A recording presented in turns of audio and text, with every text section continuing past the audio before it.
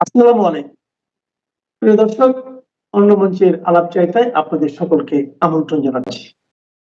নমস্কার, আমি তরুণ ঘোষ। অবশেষে ডোনাল্ড ট্রাম্প এবং নরেন্দ্র মোদীর টেলিফোনে কথা হলো বেশ কিছুক্ষণ। তার মধ্যে অনেক পয়েন্ট ছিল এবং এই টেলিফোনিক যে আলাপ, সেই আলাপটা বলা যায় সম্পূর্ণ বাংলাদেশ কেন্দ্রিক, পুরোটাই বাংলাদেশ কেন্দ্রিক। এখন এই যে কথা হয়েছে সেখানে দুজনের মধ্যেই একটা ঠিক হয়েছে যে আমাদের সে কিছু সাময়িক ভুল ত্রুটি ছিল, সেই ভুল ত্রুটিগুলো মেনে নিয়ে ভুলে গিয়ে ইরেজ করে দিয়ে আমরা সামনের দিকে এগোতে চাই।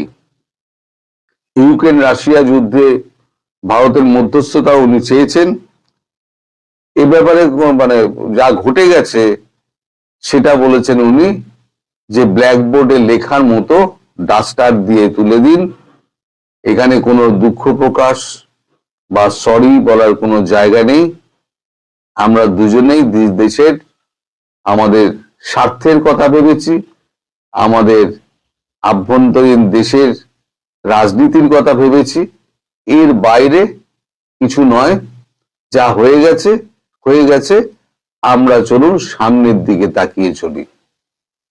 পুরোটাই কিন্তু বাংলাদেশ কেন্দ্রিক এবং সেখানেই ঠিক হয় যে আমাদের বিদেশমন্ত্রী 6 থেকে 10 ফেব্রুয়ারি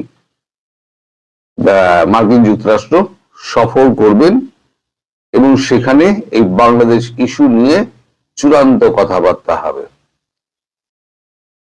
আমি প্রথম থেকে বলে আসছিলাম, বাংলাদেশ থেকে পা না তুললে আমেরিকা কোনোভাবেই কিছু হবে না।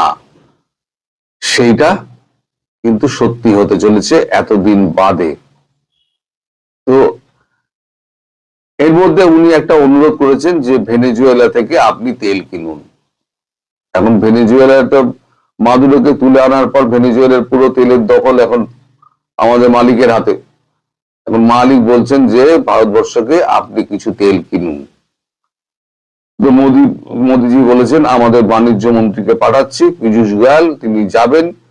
যদি রেটে পোষায় তাহলে পরে আমরা নিশ্চয়ই নেব, কিছু ডিসকাউন্ট দিন।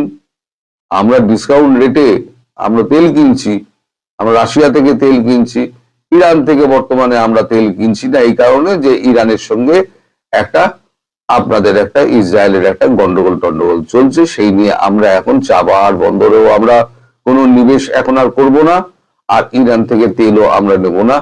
কিন্তু ভেনেজুয়েলা থেকে তেল নিতে আমাদের আপত্তি নেই, কিন্তু যদি রেট ঠিক থাকে, আপনি আমার ডিসকাউন্ট রেটে দিন, আমি আপনার থেকে নেব। সব ছেড়ে দিয়ে আমি শুধু ভেনেজুয়েলা থেকেই তেল নেব, আমার কোনো আপত্তি নেই, আমার কোনো অ্যালার্জি নেই কোনো কিছুতেই।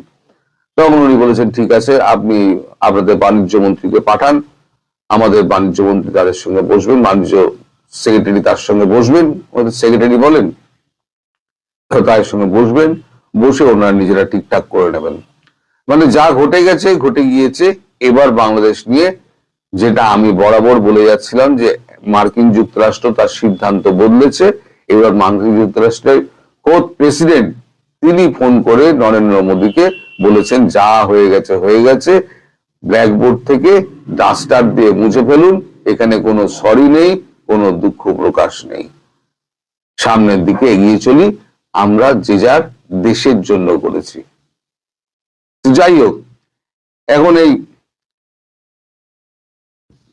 আমাদের যে 68টা অ্যাপাচে যেটা নিয়ে আটকে রেখে দিয়েছিলেন ডোনাল্ড ট্রাম্প, 68টা অ্যাপাচের আমাদের টাকা দেওয়া শোধ হয়ে গেছে, সব কিস্তি শেষ, কিন্তু এখনো পর্যন্ত মার্কিন যুক্তরাষ্ট্র একটাও অ্যাপাচে দেয়নি। সেটা নিয়ে মার্কিন যুক্তরাষ্ট্রের প্রেসিডেন্ট উনি বলেছেন যে আমরা ওই 68টা অ্যাপাচে আমরা ধীরে ধীরে আপনাকে আমরা সাপ্লাই করে দেব, এবং এ বিষয়ে আমি প্রতিরক্ষা মন্ত্রকের সঙ্গে আমাদের প্রতিরক্ষা দপ্তরের মন্ত্রকের কথাবার্তা যদি সদর্থক হয় সে ব্যাপারে আমি ব্যক্তিগতভাবে সচেষ্ট থাকবো। আর যেটা হচ্ছে প্যাকড সিলিকন, ভারতের হাতে কিছু প্যাকড সিলিকন আছে। প্যাকড সিলিকন হচ্ছে রেয়ার আর্থ মিনারেলের বেসিক যে জিনিসটা, সেটা আমাদের গুজরাটের কিছু অংশে, অরুণাচলের কিছু অংশে এবং আপনার কি বলে সিকিমের কিছু অংশে, এই সিকিম বলছি, ওটাই কি বলে, অরুণাচল, গুজরাট এবং আর একটা জায়গা আবার মনে পড়ছে না, এই মুহূর্তে মনে পড়ছে না। এই তিনটে অঞ্চলে এই প্যাকড সিলিকা পাওয়া যায়। এই প্যাকড সিলিকা পাওয়ার ব্যাপারে, মানে প্যাকড সিলিকা না হলে পরে রেয়ার আর্থ মিনারেল দিয়ে কোনো কাজই হবে না। যে যতই রেয়ার আর্থ মিনারেল জোগাড় করুক না কেন, প্যাকড সিলিকাটা দরকার। যেমন চীনের কাছে প্যাকড সিলিকা আছে, ভারতের কাছে প্যাকড সিলিকা আছে। এটা কিন্তু আমেরিকার কাছে নেই, গ্রিনল্যান্ডে গেলে গ্রিনল্যান্ডেও পাবে না, আর ভেনেজুয়েলাতেও নেই। সুতরাং প্যাকড সিলিকার জন্য উনি কিন্তু ভারতবর্ষকে বলেছেন, আমাদের প্যাকড সিলিকার ব্যাপারে আপনি একটু সহায়তা করুন এবং প্যাকড সিলিকা দেওয়ার ব্যাপারে আপনি একটুখানি আপনার নীতিটা বদল করুন। তো মোদিজি পুরো শুনেছেন এবং দুপক্ষের মধ্যে একটা কথাবার্তা হয়েছে যে আমরা কেউ এ ব্যাপারে এক্স হ্যান্ডেলে আমরা কেউ কোনো এ করবো না, বিবৃতি দেব না, কেউ কিছুই লিখবো না এক্স হ্যান্ডেলে। না আমার পক্ষ থেকে আমি লিখবো, না আপনার পক্ষ থেকে আপনি লিখবেন। আমি সোশ্যালেও কিছু দেবো না, এটা আমাদের মধ্যেই থাক। তো এই হচ্ছে কথাবার্তা। এর মধ্যে আপনাদের নির্বাচন হচ্ছে, দেখুন নির্বাচনে কি হয়। নির্বাচনে যে মানে যা ঠিক হয়েছে, 52-53 থেকে 55% মতো ভোট সরকার দেখাবে, এরা নিজেরা ঠিক করে নিয়েছে। 55% ভোট দেখাবে, আর এইটা ফল প্রকাশটা দেরি করবে, এখনই ফল প্রকাশ করবে না।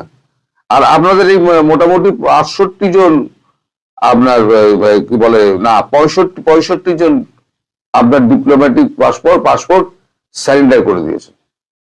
এই যে গতকালকে আপনার পররাষ্ট্র উপদেষ্টা তৌহিদ হোসেন, তিনি বললেন না আমি জমা দিইনি কূটনৈতিক পাসপোর্ট, তিনিও জমা দিয়েছেন। তিনি জমা দিয়ে তিনি আমেরিকা এবং কানাডার ভিসা নিয়ে রেখে দিয়েছেন, সপরিবার ভিসা নিয়ে রেখে দিয়েছেন। এই 3-4 দিনে যদি অবস্থা যদি খারাপ হয়, তাহলে পরে যে যার ব্যাগ গোছানো রইল, যে যার টিকিট কাটবে আর একদম সোজা প্লেন ধরবে, দেশ ছাড়বে। এটা হচ্ছে তাদের জন্য একটা রাস্তা খুলে রাখা। এই যে কূটনৈতিক পাসপোর্ট জমা দিয়ে আমি সাধারণ পাসপোর্ট দিয়ে আমি ভিসাটা আমি করে রেখে দিলাম, মানে ভিসাটাকে চেঞ্জ করে দিলাম। আগের ভিসা করা ছিল, ওটাকে চেঞ্জ করে দিলাম এই পাসপোর্টে। এবার কি হলো, এবার আসি আপনাদের নেত্রী শেখ হাসিনার কথায়। শেখ হাসিনা 4 তারিখে আপনাদের 12 জন নেতাকে ডেকেছেন। 4 তারিখে, এই 4 জানুয়ারি, আজকে 2, পরশু দিন হচ্ছে 4 জানুয়ারি ডেকেছেন। কারণ তিনি ভেতরে ভেতরে তৈরি হচ্ছেন। তিনি বলেছেন যে একটা জিনিস পিছিয়ে গেছে, সেটা অন্যের কারণে পিছিয়ে গেছে, উনি কারোর নাম করেননি, আমিও নামটা করব না, একজনের জন্য পিছিয়ে গেছে, কিন্তু এবার পরিস্থিতি বদল হয়েছে। এই বদলি পরিস্থিতিতে এবার কিন্তু আমাদের খুব তাড়াতাড়ি কাজটা সেরে ফেলতে হবে এবং আমাদের দেশে ফিরে আমাদের দেশের হাল ধরতে হবে। এটা গেল নাম্বার 1। নাম্বার 2, আপনাদের ওখানে এবার বলা হচ্ছে যে ভারতবর্ষ নাকি বাজেট বাড়িয়ে দিয়েছে আপনাদের দেশের জন্য। আসলে বাজেট বাড়ায়নি, বাজেট কমিয়ে দেওয়া হয়েছে। আমাদের এখানে প্রতিরক্ষা খাতে বড় বৃদ্ধি, চাবাহারে শূন্য বা বরাদ্দ, এই একটা খবর এখানে বেরিয়েছে। এখানে একটা ছোট লাইনে এখানে কিছু কিছু শব্দ বাংলাদেশ সম্পর্কে রয়েছে, আমি সেইগুলো শুধু পড়ে শোনাচ্ছি। অন্যদিকে প্রতিবেশী রাষ্ট্রের বাজেটে কিছু গুরুত্বপূর্ণ পরিবর্তন ঘটনা হয়েছে। বাংলাদেশ সঙ্গে সম্পর্কের টানাপোড়েন চলছে, সে দেশে ভারত বিরোধী ভাষ্য সামনে আসছে। বিশেষত সে দেশের প্রধানমন্ত্রী শেখ হাসিনা ভারত থেকে বাংলাদেশের রাজনীতি নিয়ে মন্তব্য করে যাওয়ায় বিরূপ প্রতিক্রিয়া তৈরি হয়েছে ভোটের মুখে দাঁড়ানো ঢাকার। আপাতত বাংলাদেশ খাতে তাই হাত পুরোপুরি উবুর না করে গতবারের অর্ধেক বরাদ্দ করেছেন কেন্দ্রীয় অর্থমন্ত্রী। এবারের বরাদ্দ 60 কোটি টাকা, 60,000 কোটি টাকা। গত বছর যা ছিল 120 কোটি টাকা, 120 কোটি টাকা, 60 কোটি টাকা, 120 কোটি টাকা থেকে 60 কোটি টাকা হয়েছে। যুক্তি, ভারতের কম সুদে দেওয়া বিপুল পরিমাণ ঋণ, বিভিন্ন প্রকল্প চলছে বাংলাদেশে, তাতে কোনো স্থগিতাদেশ নেই। আগামী 12ই ফেব্রুয়ারি সে দেশের ভোটে কি হয় সেটা সাউথ ব্লক একবার দেখে নিতে চাইছে। অন্যদিকে অনুদানের ক্ষেত্রে দক্ষিণ এশিয়ার দেশগুলির মধ্যে এবারও ভুটান তার সর্বোচ্চ 2,288 কোটি 56 লক্ষ টাকা বরাদ্দ করেছে ভারত। এছাড়াও নেপালের জন্য 800 কোটি টাকা, মালদ্বীপের জন্য 550 কোটি, শ্রীলঙ্কার জন্য 400 কোটি, মায়ানমারের জন্য 300 কোটি, আফগানিস্তানের জন্য 150 কোটি টাকা বরাদ্দ রাখা হয়েছে। সব থেকে কম বরাদ্দ হলো বাংলাদেশ, যেটা 120 কোটি ছিল, সেটা নামিয়ে দেওয়া হলো 60 কোটি। মানে সেটা হচ্ছে বাংলাদেশের বর্তমান অবস্থার জন্য। এবার যখন বাংলাদেশ সরকার পরিবর্তন হবে তখন দেখবেন বাজেট, ব্ল্যাক বাজেট যেটা থাকে, ব্ল্যাক বাজেট থেকে কিছু টাকা এনে এখানে ঢুকিয়ে আবার সেটেল করে দেওয়া হবে। তো আপাতত এই হচ্ছে খবর। 4 তারিখে একটা বড় মিটিং রয়েছে আপনাদের প্রধানমন্ত্রী শেখ হাসিনার সঙ্গে নেতাদের। আর আন্দাজ করা যাচ্ছে এই ওই 12-র আশেপাশে বড় একটা কিছু ঘটনা ঘটতে পারে, এটা আমার কাছে খবর আছে। 12 তারিখের আশেপাশে আগে বা পেছনে এরকম একটা কিছু ঘটতে পারে, বড় ঘটনা ঘটতে পারে, যেটা আপনারা এখন কল্পনা করতে পারছেন না। আপনাদের দেশে বসে সেটা আপনাদের কাছে একটা দুর্বোধ্য জিনিস মনে হচ্ছে। তবে এই 6 থেকে 10 অব্দি জয়শঙ্করের বাংলাদেশ ইস্যুতে মার্কিন যুক্তরাষ্ট্রে যাওয়া এবং সেখানে এই বেন ক্রিস্টেনসনকে ডেকে পাঠানো হয়েছে বাংলাদেশে, এটা বলতে ভুলে গেছিলাম। বেন ক্রিস্টেনসনকে ডেকে পাঠানো হয়েছে, সেখানে তিনিও উপস্থিত থাকবেন। Donald Trump